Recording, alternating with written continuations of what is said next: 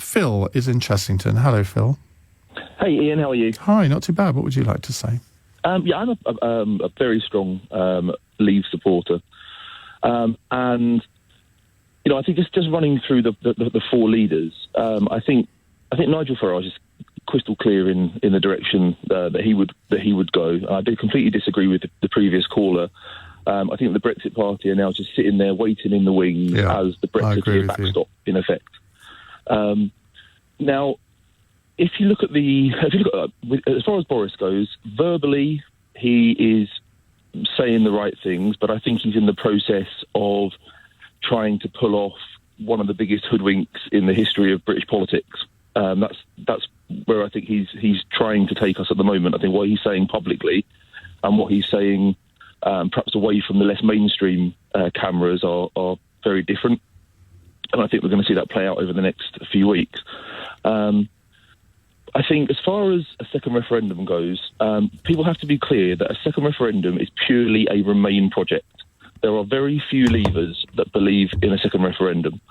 So if you're looking to a second referendum, then and you want a second referendum, you're looking to remain in the European Union.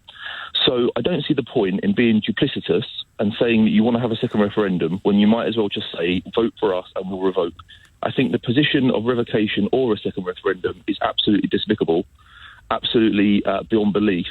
But at least Jo Swinson is being honest, and at least Jo Swinson is being upfront about what she would do. And in many ways, I respect the position of saying, look, we've had a referendum, that is done. We're not going to be repeating that. That was once in a lifetime. But the way our democracy works is you do have a general election every 5 years, and you in that general election, you can elect a government that will then move forward with parliamentary sovereignty versus people's sovereignty.